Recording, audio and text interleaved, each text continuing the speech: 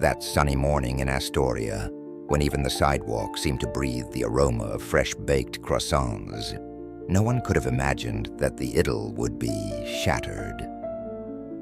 Arthur Richards, a blind man, was enjoying the quiet, sitting at a table at an outdoor cafe. Beside him, like a faithful guardian, stood Caesar, his Rottweiler, a former service dog. Suddenly the roar of 3 motorcycles, like a thunderclap, tore through the morning peace. 3 men in leather jackets, with defiant patches, jumped off their iron horses. Their leader, Vic, exuded an aura of danger, like a wild beast marking its territory. Caesar, whose instincts were honed by years of service, tensed instantly. He sensed something, an elusive threat, hanging in the air. What did Caesar feel? And how would this meeting turn out for Arthur? Vic and his company, like a pack of wolves surrounding prey, slowly approached Arthur's table. Each of their steps seemed to echo in the growing silence. Vic's gaze, sharp and assessing, like an X-ray beam, pierced Caesar.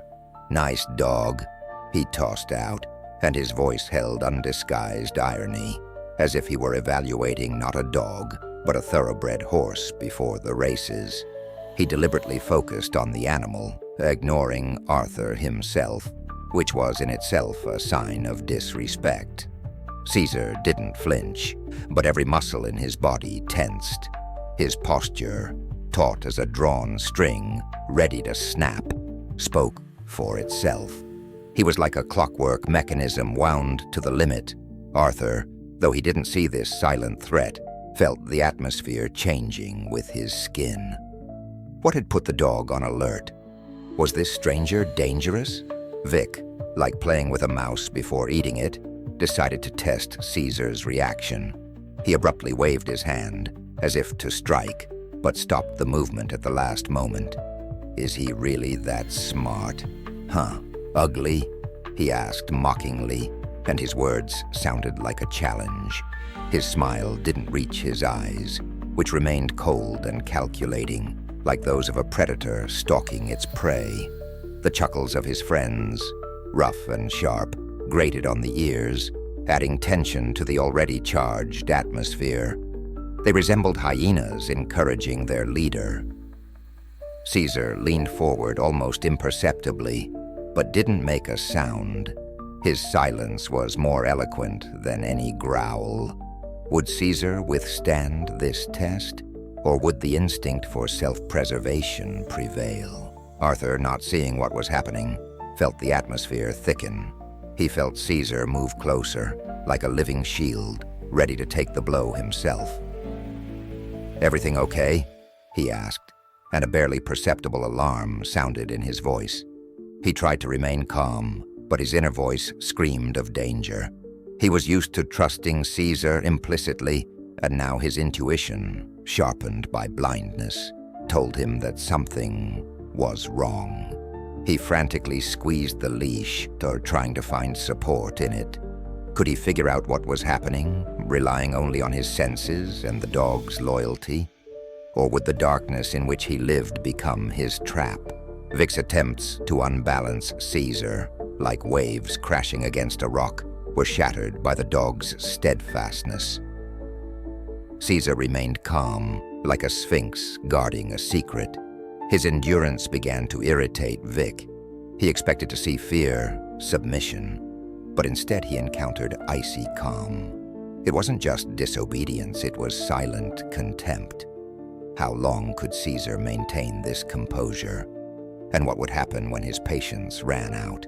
Vic, stepping back slightly, laughed loudly, but this laughter was fake, like a mask concealing true emotions. There was no merriment in it, only irritation and anger. He felt humiliated, as if he had lost in a tacit duel with a dog. It was an insult to his ego, accustomed to unquestioning obedience. He glanced at his friends, seeking support in them, but doubt was read in their eyes. Could he save face in front of his gang, or would his authority be shaken?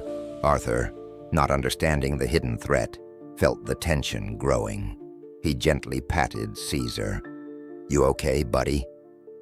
Caesar pressed against his owner, but his gaze remained fixed on Vic, who seemed to begin to realize that the dog was not afraid of him. The atmosphere in the cafe was heating up. Vic and his friends' laughter became more and more defiant. Arthur frowned. Something was wrong. The air. It seemed to thicken. It became heavy. Anxiety was growing inside him. He began to scroll through possible scenarios in his head. What if Caesar isn't behaving like this for no reason? What if his past is catching up with him? How can he be sure of his safety when he is blind and can't see the threat with his own eyes? Vic, like an actor playing his role before an admiring audience, slowly approached Arthur's table. He enjoyed the attention, every movement, every word, as if pouring oil on the fire. "You've got a good dog," he said, and in his voice, in addition to mockery, there was a barely perceptible threat. It was like a cat-and-mouse game, where the predator teases its prey before delivering a deadly blow. How long would this dangerous game last?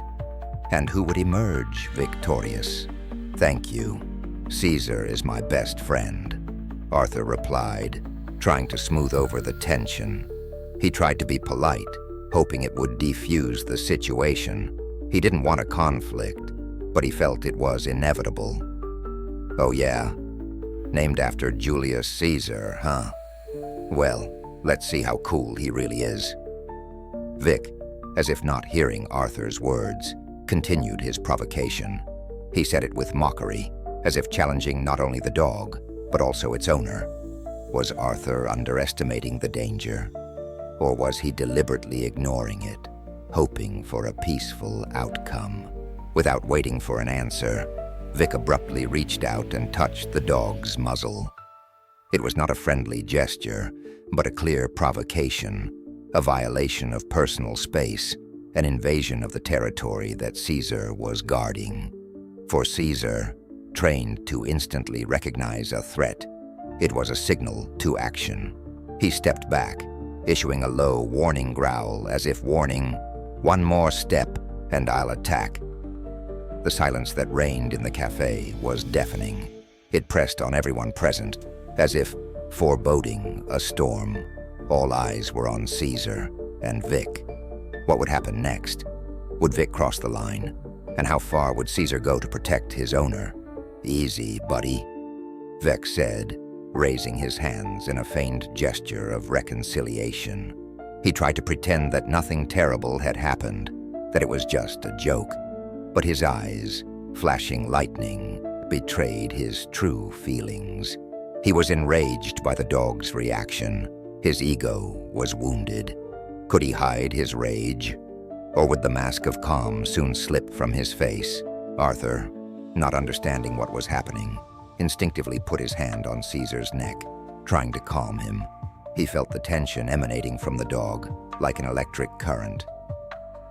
"Sorry if he scared you," he said sincerely, addressing Vic. He still hoped that the conflict could be resolved peacefully. There was an invisible connection between Arthur and Caesar, based on trust and mutual understanding. Arthur felt how tense Caesar was, ready to pounce. Could Arthur, relying on this connection, prevent a disaster? Vic smirked. His pride was hurt. One of his friends taunted him. "What's the matter, Vic? Getting owned by a dog?" In the crowd, Vic noticed several phones filming the event. This made him hesitate, as if he realized that his actions could have consequences. "It's just a dog," he said dismissively, trying to save face. But Caesar knew how to distinguish play from threat. He, like a trained soldier, scanned the environment for signs of danger. Arthur felt the change. "What's going on?" he muttered. His gaze, though blind, was fixed on Vic, as if he could see right through him. The cafe patrons held their breath. Someone screamed in fear. Others began to whisper, discussing what was happening. The atmosphere was electrified, as if before an explosion. Would Vic succumb to the pressure of the crowd and retreat? Or would his pride take over, and he would do something irreparable? Vic stepped back, but it wasn't a sign of reconciliation, but only a tactical move. He was like a predator retreating before a leap. The taunts of his friends, like the blows of a whip, spurred his wounded pride, giving him no peace. He felt cornered, obliged to prove his strength and power. He took another step towards Caesar, slowly, as if sneaking, reaching out his hand. His movements were deceptively smooth, but they concealed a threat. Didn't Vic understand that he was playing with fire? Or was he deliberately taking a risk? Caesar, still sitting, growled again, now almost inaudibly, but this sound was like a rumble of thunder in the ensuing silence. It was the last warning, the last caution before the storm. Anyone who knew dogs would understand that Caesar was ready to attack. His body was tense, like a bowstring, ready to release an arrow. Tension in the crowd rose to the limit. Many looked worried, as if sensing trouble. Would Vic hear this warning? Or would his pride drown out the voice of reason? "Well, let's see what you're capable of, big guy," Vic said, laughing nervously. There was a tremor in his voice, betraying his inner tension.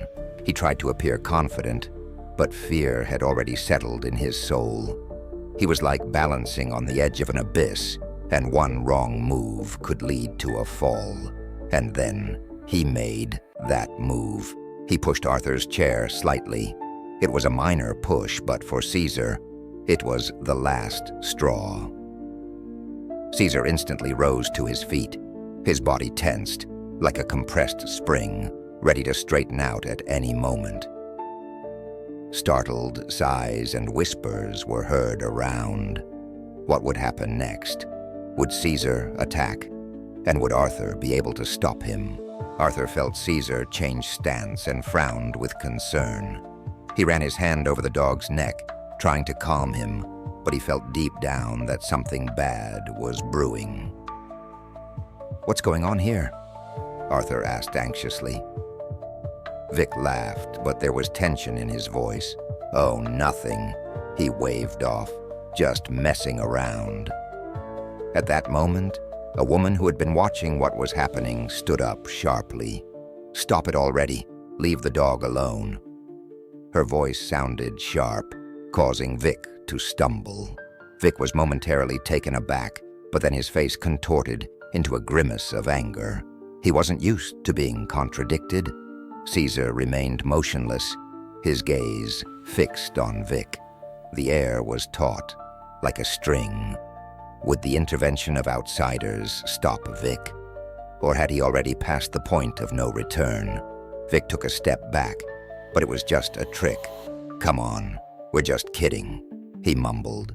But Caesar didn't buy his pretense. Arthur tightened the leash. "Caesar, easy." He couldn't see, but he felt the growing threat. And then suddenly, Vic, giving in to impulse, forcefully kicked a chair standing nearby, directing it towards Caesar. The metallic clatter with which the chair hit the sidewalk echoed down the street. Caesar reacted lightning fast. He dodged, letting the chair slip past, and in that same instant, without waiting for a command, lunged at Vic, not with the intent to kill. Years of training had taught him to control his strength, but with the aim of disarming. A powerful jerk, and Vic, not expecting such pressure, found himself on the ground. Caesar loomed over him, growling menacingly, but not biting. His teeth were an inch from Vic's throat, and he froze, petrified with horror. "Caesar, come here!" Arthur commanded firmly, and to the surprise of everyone present, the dog instantly obeyed. He stepped back from Vic, but continued to watch him closely, ready to pounce again at any moment to protect his owner. Vic, trembling all over, slowly got to his feet. His face was pale, and fear was frozen in his eyes. He silently looked at Arthur, at Sizer, at the people gathered around. Their gazes showed condemnation and relief. "Get out of here," said the woman who had previously tried to reason with Vic, quietly but significantly, "and don't let me see you here again." Vic, without saying a word, hastily retreated with his friends. The roar of their motorcycles soon faded into the distance. Arthur knelt down beside Caesar and hugged him. "Thank you, buddy," he whispered. "You saved me." Caesar licked him on the cheek, as if saying, "It's my job." Applause began to sound around. People approached Arthur, expressing their admiration for Caesar's bravery and his loyalty to his owner. That day in Astoria, which began with a threat, ended with a triumph of justice and a reminder that true strength lies not in rudeness and aggression, but in loyalty and protection of those who need it.